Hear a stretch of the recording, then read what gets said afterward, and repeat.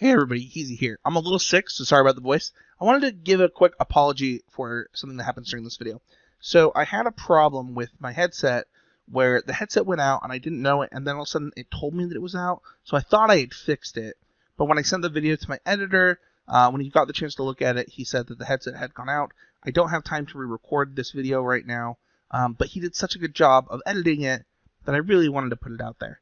So I apologize. It does fix itself by the end of the video, but I am sorry for the issue. My editor's super awesome though. I'm gonna put a link to who he is. His name is Fernando in the show notes. So enjoy this week's video, and thank you guys so much for watching. And hopefully next time I can not have a problem with the audio.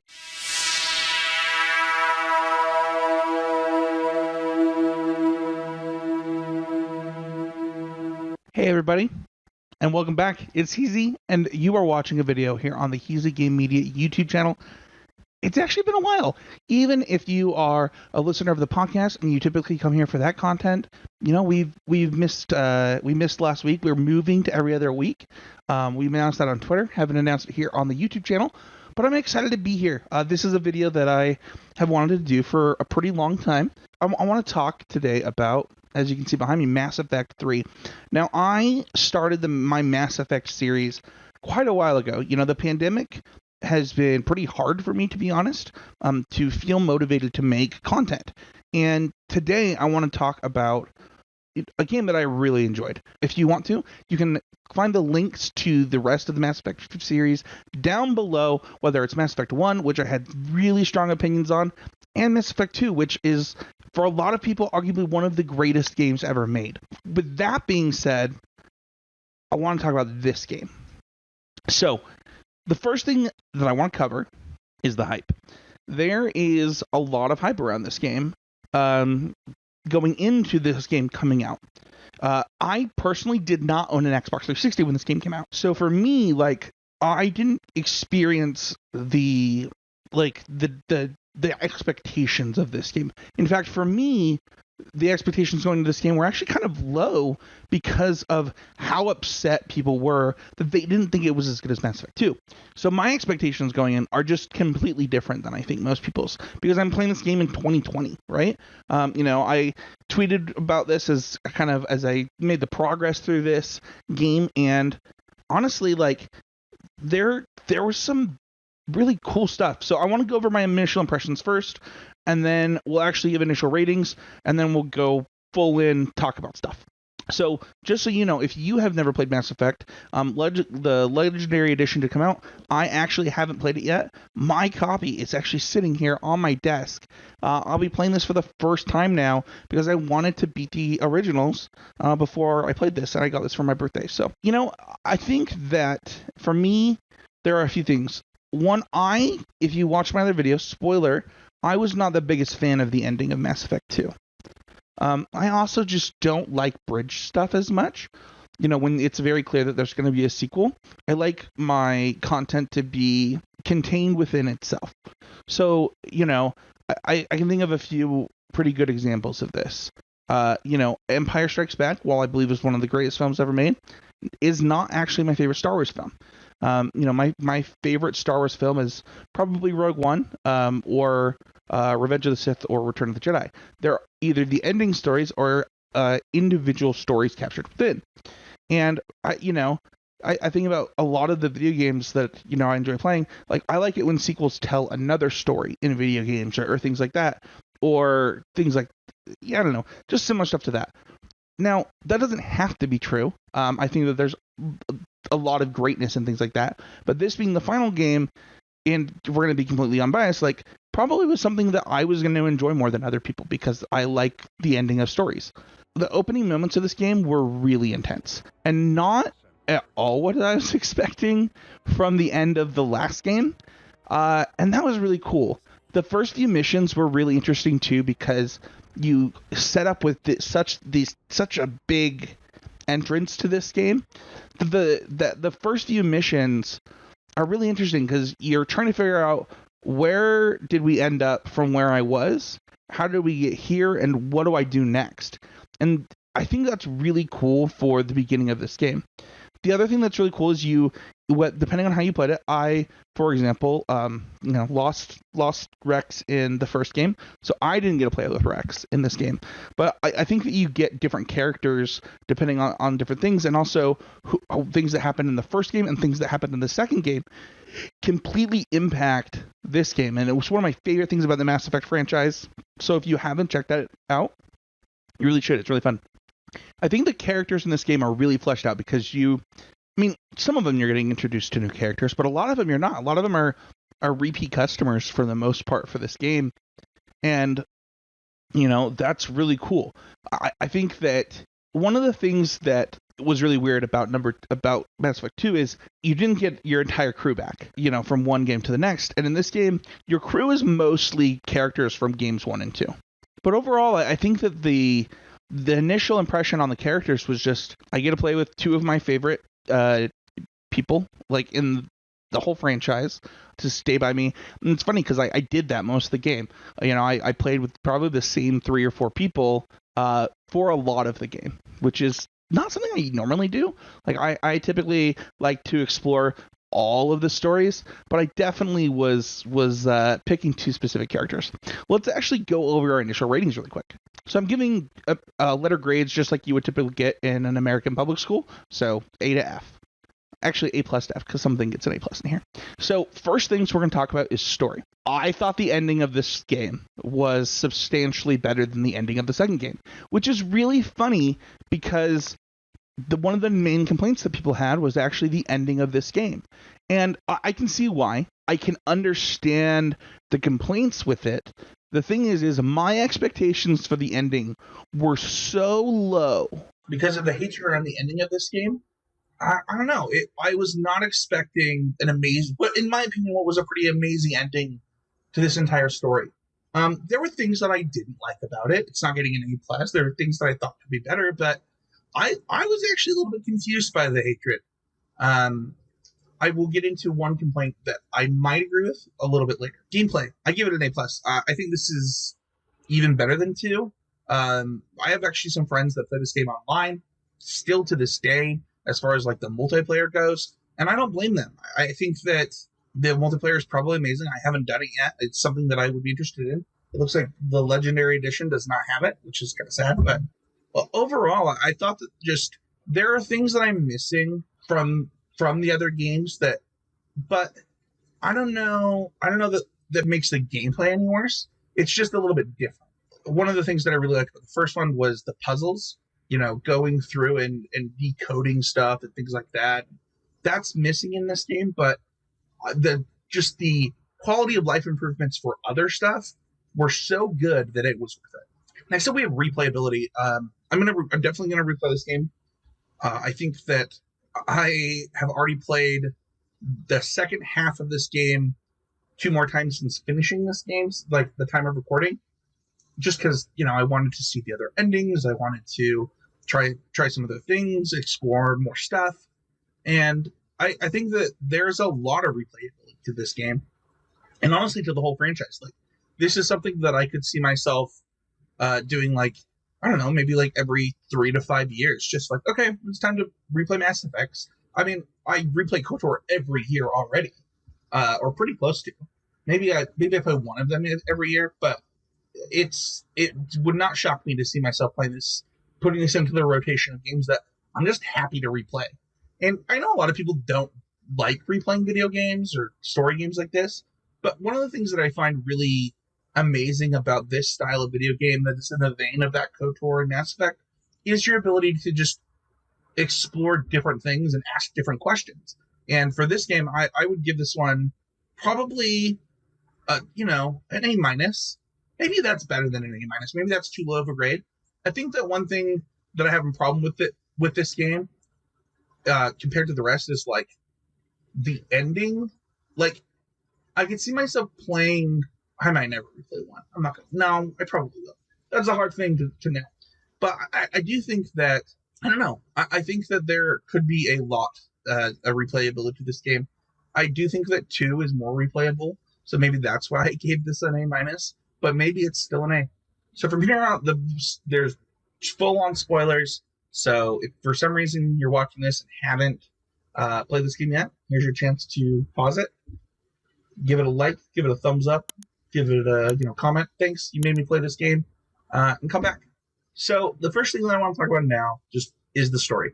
I cared a lot about the story in this game, mostly because I already cared about all these characters, and I was worried that I was going to miss something just like in Mass Effect 2. So like, I thought that I had to do everything.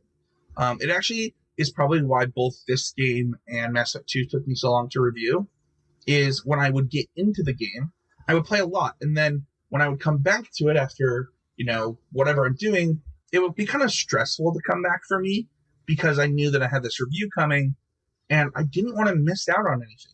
And mostly because I was having fun, but also because I wanted to share it with anybody who got the chance to watch this. And that's actually good for a story, in my opinion. Me not wanting to skip something is a good thing. A really good example of where this didn't come up, a game that I do find this really replayable, but like Fire Emblem Three Houses. Eventually, I just got to the point where it's like, listen, I'm done with this current playthrough of this game. I need this to start being over. And I didn't feel that way with this. I was actually kind of sad when this game ended, and a huge reason for that was the story. I want to talk about some of the storylines. First up, I want to talk about Garris. Garris is, I think, one of most people's favorite characters. He's extremely interesting. He cares a lot about things. And honestly, just kind of seeing his, I don't know if redemption is the right word from, the things that he's kind of gone through, but seeing him kind of come back to where he's his happiest, having that moment, where you're in the car with him. Like, there's so many good moments with Garris that it's kind of like being with your best friend in a lot of ways for me. I think that is how it felt playing with him on my team this game, and I really enjoyed that. You get to see him really care about his people. You get to see him care about just the alliance. You get to see him care about you. And I think he grows a lot in this game and like kind of lets loose in some ways. I really like it. Next up we have Tali, who, Tali is, I don't know, like the sweetest character in all of these games, which for me is like something I really enjoy, and kind of seeing her go through what she went through in the second game and then coming back to figure out, okay, what am I now to my people? What am I to my team? And where do I go from here? Was really interesting. And I think that she is one of the characters in this series that probably surprised me the most. And I was pretty, I don't know, transfixed. Like, you have those moments. Actually, I'll just go into the next character. I didn't have Legion on my team, and I wasn't able to save them because of what I did in 2, apparently. But, like, Legion walking you through kind of the history of the Geth, and having Tali kind of have to come to terms with the Geth and things like that. Those two stories combined were something really interesting. So I really enjoyed those parts. The last character I want to talk about is Joker. I have always found Joker annoying. I don't know if always is a strong word, but sometimes I found him annoying and less funny. He really grew on me in this game. I cared a lot about Joker, and I don't know if it's because I felt like he opened up more in this game, or maybe I just didn't pay enough attention to him in the other games. But I really enjoyed getting to know Joker better, and I don't know, it felt like I connected with him personally. I don't know, I cared. I mean, he's got a really sad story, and you're like always happy to see him succeed, but there's more than that in this one, and I found that interesting. Well, I want to talk about the villains next. Kai Lang is one of the villains. I'm not gonna lie, I straight up just thought Kai Lang was like a clone of Shepard for like most of the game. I'm not even sure that I didn't miss something and it's not a clone of Shepard or like some genetic copy of some kind. But Kai Lang was interesting in a lot of ways. And I don't know. I thought Kai Lang was a good villain. I almost wish there was more. Like, if I had to complain about it, it would be, man, I wish that I got to know a lot more about this character and their backstory. The Elusive Man is another villain the Elusive Man is such a unique villain. It's it's funny. We did the villain bracket on the podcast here on the YouTube channel, and I find that these type of villains, these less explored people like the Darth Mauls and stuff, you like them so much because they're mysterious, right? The Elusive Man is mysterious, but Kyling is too, and there's a lot to unpack there. It's almost like the end of this game was as good as the end of the first game in a lot of ways too. The Elusive Man is interesting, and while some of his motivations are bad, like, you know, in a galaxy or whatever the size of this is, where, you know, you have so many species and so many different peoples, you know, putting humans first makes no sense. You know, you've gone beyond that point. That there's no going back for that. It's time to move forward as you know, a larger group and be better. And so the Elusive Man is wrong there. Now, his motivations for still trying to save those people, you know, he makes you question in some ways and in others. The last person that I want to talk about as far as the villains go, I don't know is really a villain, but the Catalyst is interesting. The Catalyst, you know, I think that one of the things that we'll get into, I'll just do one of my could be betters. I already mentioned one of them. I miss the puzzles. I miss them a lot, actually, in this game. There were multiple times where I thought that, you know, there were some pacing problems because it didn't slow me down. But I also think that the biggest complaint about this game is that it doesn't feel like the ending matters sometimes. Which is kind of sad because I actually think that, you know, if the Catalyst had a better part to its ending, the conversation would have felt more meaningful.